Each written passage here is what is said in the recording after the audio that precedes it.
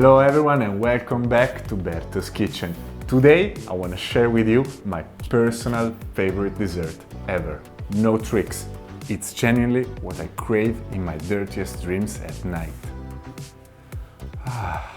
Pastiera Napoletana is a traditional cake made for Easter, with its first appearance on a written recipe in 1693. But it was really different from what we're used to eat nowadays. Originally, it was something between a savory rustic pie and a dessert, with the appearance of pistachios, Parmesan cheese, salt and pepper. And everything was wrapped up in a marzipan sheet. Nothing even close to the delicacy I'm about to show you. Really, the only word for it is... And yes, it's called pastiera, but trust me, it has nothing to do with pasta. Just a legend narrating about some fishermen that survived the night adrift at open sea right after a storm, eating old cooked pasta with wheat, eggs, aromas. I hope this is just a legend. Now that you know every intimate detail of the First Lady Pastiera, let's make some action. First thing we make is the short crust pastry dough.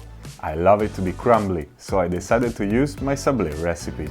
You can easily find the detailed recipe in my dedicated video on the top right corner. Mix flour and butter together. The goal here is to obtain a sand-like texture. In another bowl, mix the eggs and powdered sugar until you obtain a creamy consistency, paying attention to any lump that can form here. Then add to it also the salt with a tiny little bit of water. Grate the zest of alpha lemon and extract 1/3 of the vanilla bean pulp. These aromas are game-changing for this dough. Then just pour in the egg mixture and work the dough for no more than 1 minute at minimum speed. We don't want any gluten mesh forming here. Finish compacting the dough on the counter and wrap it up in cling film. You want to let it sit for at least 2 hours in the fridge now. Next on the list is the cooked wheat. Grab 300 grams of it and put it in a pot with half a liter of whole milk, 30 grams of butter and half a lemon peel. Simmer it with the burner on the low heat. It easily sticks on the bottom, so make sure not to forget about it and stir it every once in a while. Continue cooking until it absorbs all the liquids and becomes this creamy. Remove the lemon peels and let it cool down completely. When it did, put it in the fridge for at least 2 hours. Last preparation to make is the cake filling. Weigh 500 grams of ricotta cheese, made from sheep milk. Add to it 400 grams of sugar and start whisking vigorously. We want to form a smooth cream from it. Pay attention to break down any lumps.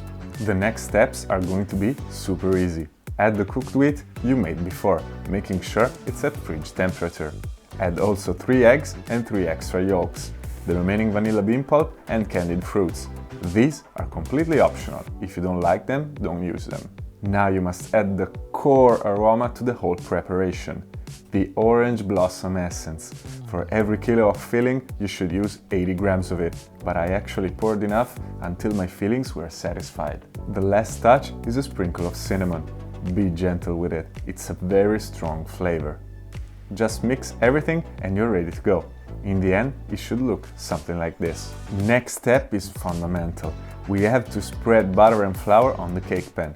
I am sure you don't want to make all these things just to have your cake stick on it, don't you? Just make sure to shake away all the extra flour and let it drop on the cutting board. We're going to use it later to help us flatten the short crust dough. It's very important that you have your dough at fridge temperature. It will be easier to handle and it will preserve its crumbliness after cooking it. Just make sure to have it quite thick, because the filling is going to be heavy. Transfer it on the cake pan, making sure that it sticks on every angle without any air bubble. Remove the excess dough with the help of a knife and put it on a side. We're not going to throw this away. Then make sure to take care of the edges and with the help of a fork, fill the bottom with holes. If you skip this, the bottom of your cake is going to be raw, so don't forget to do it. Flatten the remaining dough to make the stripes. You can easily cut with a blunt edge of a knife. Now, just fill the cake with the pastiera mixture, leaving 1 centimeter at the edges. It's going to rise in the oven and we don't want it to spill it out. Secure the stripes on it and you're ready for baking.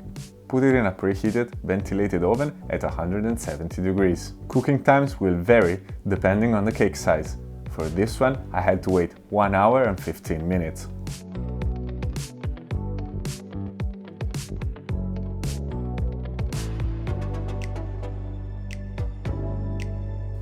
And that's it! Pastiera napoletana, Italian style. Okay guys, I love you, but pastiera must be eaten the day after. You have to put it in the fridge and wait at least 24 hours to have the best from it. There's a recent saying that the stripes on pastiera must be 7. I don't know if that's true, I don't know if that's false, but they should resemble the city center of Neapolis, the UNESCO historical center of the city.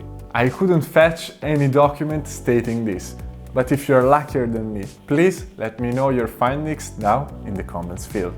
What do you think? Will you make it for this Easter?